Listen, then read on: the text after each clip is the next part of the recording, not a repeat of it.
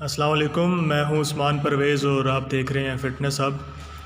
आज की वीडियो शुरू करने से पहले मैं सबसे पहले शुक्रिया अदा करना चाहूँगा अपने कैमरामैन भाई का, जो इन्हें अपनी मसरूफ़ियात में से अपना कीमती वक्त निकाल के ये मुझे वक्त देते हैं और मेरी वीडियोस शूट करते हैं।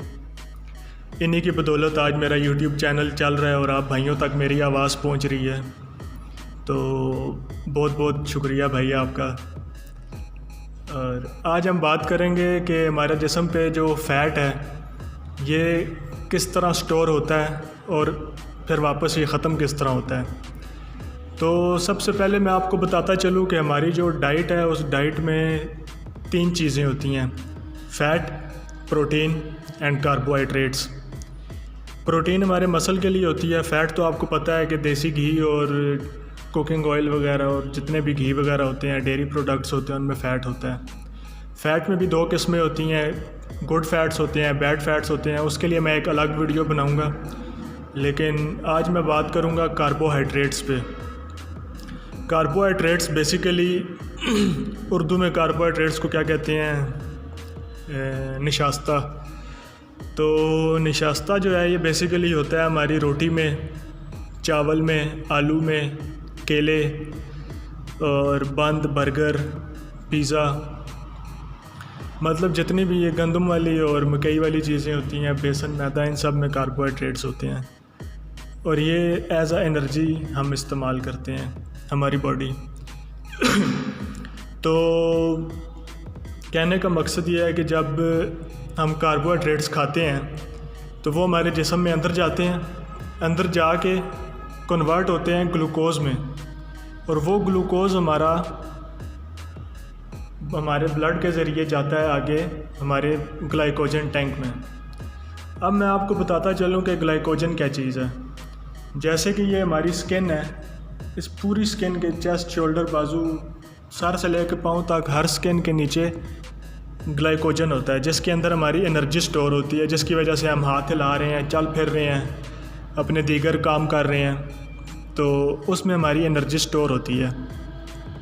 अब होता इस तरह है कि जब हम कार्बोहाइड्रेट खाते हैं, यानी रोटी, बंद, बर्गर, चावल, आलू, केले, कुछ भी, ओट्स, दलिया, वो हमारे पेट में गई, जाकर ग्लूकोज़ बन गई। ग्लूकोज़ बन के वो गई सीधे ग्लाइकोजन टैंक में। इसकी मिसाल मैं आपको ऐसे देता हूँ कि जैसे ये गिलास है मेरे हाथ में और ये ग्लाइकोजन टैंक है। हमारे स्किन के हर टिश्यू के नीचे ग्लाइकोजन होता है। अब वो ग्लूकोज़ इसके अंदर चला गया। हमने एक टाइम की रोटी खाई, ठीक है, हमने नाश्ता किया, नाश्ता करके हमने कोई एक्टिविटी नहीं की, गाड़ी में बैठे, ऑफिस जाकर बैठ के, अब ऑफिस में बैठे हुए हम कोई एक्टिविटी नहीं कर रहे, घूम फिर नहीं रहे, कोई मुशक्क़त वाला काम नहीं कर रहे, तो उसमें होगा इस तरह कि हमारी जो एनर्जी स्टोर हुई है ग्लाइकोजन में, जिसकी मदद से हमने काम काज करने हैं, वो एनर्जी को हम इस्तेमाल नहीं कर रहे। तो हमने एक बार रोटी खाई तो वो यहाँ तक हो गया, इधर तक, ठीक है।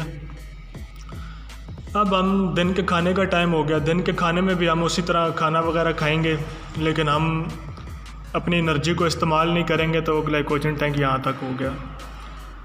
फिर इसी तरह हम गाड़ी में बैठेंगे, घर वापस आ जाएंगे, घर आके जब हम रात का खाना खाएंगे तो रात का खाना खा के फिर हम लेट जाएंगे, फिर वो ग्लाइकोजन टैंक फुल हो गया। अब क्या होगा, अब हमारा वो एनर्जी वाला जो टैंक है, जैसे बाइक में पेट्रोल होता है उस तरह, अब वो टैंक हमारा फुल हो गया, ठीक है।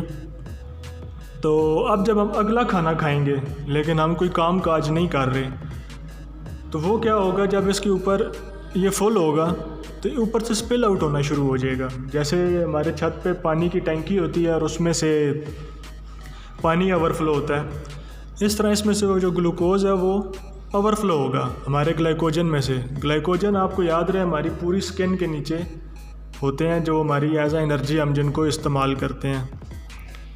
अब वो स्पिल होगा तो वो जो ग्लूकोज़ है वो कन्वर्ट हो जाएगा फ़ैट में, और फ़ैट बन के हमारी स्किन के नीचे जमा हो जाएगा, ठीक है। अब जब वो फ़ैट हमारी स्किन के नीचे जमा होगा तो हमारी स्किन मोटी होना शुरू हो जाएगी। ये रूटीन इसी तरह चलती रहेगी। आप खाना खा रहे हैं लेकिन आपकी मशक्क़त का काम नहीं कर रहे, वो लगातार स्पिल आउट हो रहा है और महीनों में 2-3 महीने में वो इतना स्पिल आउट हो चुका होता है कि हमारा पेट बढ़ जाता है, स्किन मोटी हो जाती है, और हम मोटापे का शिकार हो जाते हैं। तो उम्मीद है आपको ये बात समझ आ रही होगी। अब हम बात करेंगे कि अगर हमारा ये ग्लाइकोजन टैंक जो एनर्जी टैंक है ये फुल हो जाता है, तो इसको फुल होने के बाद हम इसको ख़ाली कैसे करेंगे। अब इसको ख़ाली करने का तरीका ये है कि आप अपनी डाइट में से कार्बोहाइड्रेट्स को कम करें। कार्बोहाइड्रेट्स मतलब रोटी, दलिया, बंद, बर्गर, पिज़्ज़ा, केले, आलू, इन चीज़ों को आप कम करें। अब मोस्टली लोग आपने देखा होगा ये शिकायत करते हैं कि मैं तो नाश्ते में पराठा नहीं खाता लेकिन मैं फिर भी मोटा हो रहा हूँ। बेसिकली मकसद ये है कि मोटापा जो आता है वो रोटी से आ रहा है, कार्बोहाइड्रेट से आ रहा है। आप बेशक पराठा नहीं खा रहे, सूखी रोटी खा रहे हैं या ब्रेड खा रहे हैं, असल चीज़ जो एनर्जी है वो तो आप कंज्यूम कर रहे हैं ना। ठीक है, ये बात समझने की है। तो मोस्टली भाई मेरे इसी चीज़ पे आके गलती करते हैं। वो कहते हैं जी हम डाइट तो कर रहे हैं, हम कुछ भी ऐसा वैसा फैटी चीज़ नहीं खा रहे, लेकिन फिर भी हम मोटे हो रहे हैं। इसकी क्या वजह है? तो उसकी वजह होती है कार्बोहाइड्रेट्स।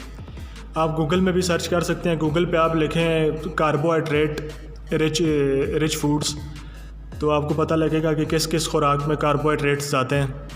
तो आप उनको कोशिश करें कि अवॉइड करें या कम खाएं। अब हम वापस आते हैं ग्लाइकोजन पे।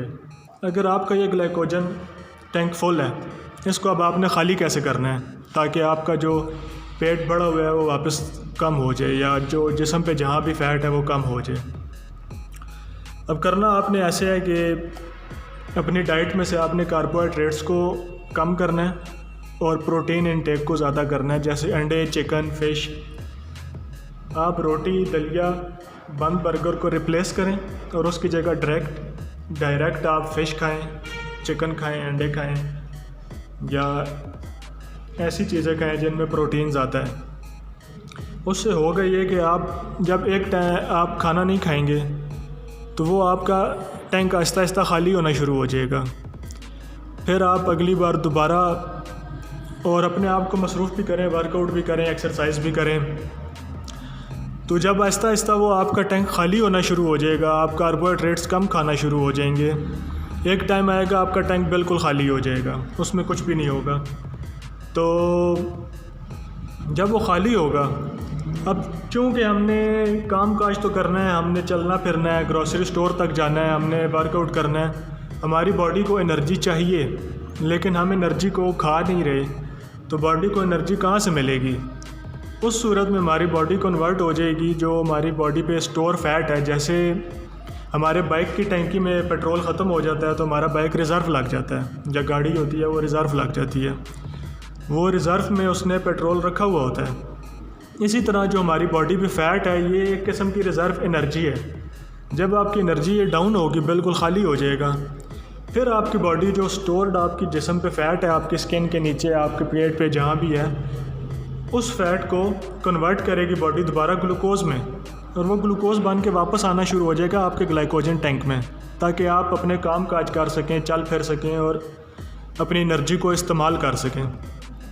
तो जब आपका ये टैंक फुल हो जाएगा फिर आप दोबारा यूज़ टू हो जाएंगे, लेकिन आपने अपने कार्बोहाइड्रेट्स कम ही रखने हैं ताकि ये लगातार जो आपका रिज़र्व वाला फ़ैट है या रिज़र्व एनर्जी है वो इसमें आ रही है, तो ये लगातार डाउन जाता रहे और आप उस एनर्जी को वेस्ट करते रहो और एक्सरसाइज करो, चलो फिरो, वॉक करो, जॉगिंग करो, जो भी करो, क्रिकेट खेलो, फुटबॉल खेलो, किसी न किसी एक्टिविटी में अपने आप को आप मशगूल रखो। उस तरह आपका ये लगातार ख़ाली होता रहेगा और जो आपका स्टोर्ड फैट है वो एज़ अ रिज़र्व इसके अंदर आता रहेगा और आपका मोटापा आहिस्ता आहिस्ता कम होना शुरू हो जाएगा। तो इस चीज़ को समझने की ज़रूरत है। अब हम बात करते हैं तीसरे टॉपिक की तरफ कि आपका ग्लाइकोजन टैंक फुल था, फैटी थे आप, अब आपने अपने कार्बोहाइड्रेट्स को अपनी डाइट में से ख़त्म किया। ख़त्म करने के बाद अब आप पतले भी हो गए। अब आपने इसको मेंटेन कैसे रखना है कि दोबारा से आप उस तरह के मोटापे का शिकार ना हो। तो आपने अपने आप को मेंटेन रखने के लिए करना इस तरह है कि आपने, अगर आप दिन में 3 बार खाना खा रहे हैं तो उनमें से जो 2 खाने हैं आपके, उनमें से आप अपना जो कार्बोहाइड्रेट्स हैं, निशास्ता है, इसको आप ख़त्म कर दें। रात के खाने में तो बिल्कुल भी ना खाएं। आप इस तरह करें कि आप नाश्ते में कार्बोहाइड्रेट्स खाएं, रोटी खा लें ताकि आपको ताकत मिले, और क्योंकि उसके बाद इंसान दिन में 100 काम काज करता है और वो एनर्जी यूज़ हो जाती है। दिन के खाने में आप थोड़े कम कार्बोहाइड्रेट्स यूज़ करें, आधी रोटी खाएं, उसके साथ आप अंडे और चिकन ज़्यादा मकदार में खा लें ताकि आपका पेट फुल हो जाए। और रात के खाने में आप कार्बोहाइड्रेट्स बिल्कुल नहीं खाएंगे, क्योंकि उसके बाद हमने सोना होता है, किसी किस्म के हमने काम काज नहीं करना होता, तो हमारी बॉडी एनर्जी को यूज़ नहीं कर रही होती, तो उसमें आपने कार्बोहाइड्रेट्स को लेस रखना है। तो इससे आपका जो बॉडी फैट है वो मेंटेन रहेगा और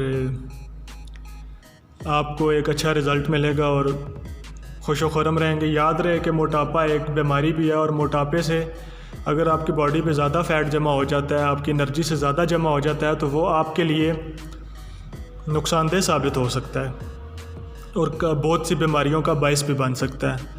तो अपना ख्याल रखें, अपने गिरदो नवा का ख्याल रखें, अपने दोस्तों को समझाएं, मेरी वीडियो को आगे शेयर करें, प्रमोट करें और अपने बाकी दोस्तों तक मेरी आवाज़ पहुंचाएं जिनको इस वीडियो की ज़रूरत थी, उन तक मेरी आवाज़ पहुंच सके और उनको ये बात समझ आ सके कि हमारी बॉडी पे फ़ैट किस तरह जमा होता है, उसको कैसे ख़त्म करना है और ख़त्म करने के बाद उसको मेंटेन कैसे रखना है। तो उम्मीद है मैंने तो बहुत डिटेल से और बहुत आसान अल्फाज में आपको ये बात समझाने की कोशिश की है। कोई मैंने मेडिकल के वर्ड्स यूज़ नहीं किए, मुझे सब पता है, लेकिन मैं यूज़ नहीं कर रहा क्योंकि मैं आपको आसान अल्फाज में समझाना चाहता हूँ। तो उम्मीद है आपको समझ आई होगी मेरी बात। अगर फिर भी कोई बात आपको नहीं समझ आई तो आप मुझे कमेंट्स में ज़रूर बताएं ताकि मैं इस चीज़ को मज़ीद डिटेल में और मज़ीद आसान अल्फाज में आपको समझा सकूं। फिर मिलेंगे एक नए टॉपिक के साथ, तब तक के लिए अल्लाह हाफ़िज़।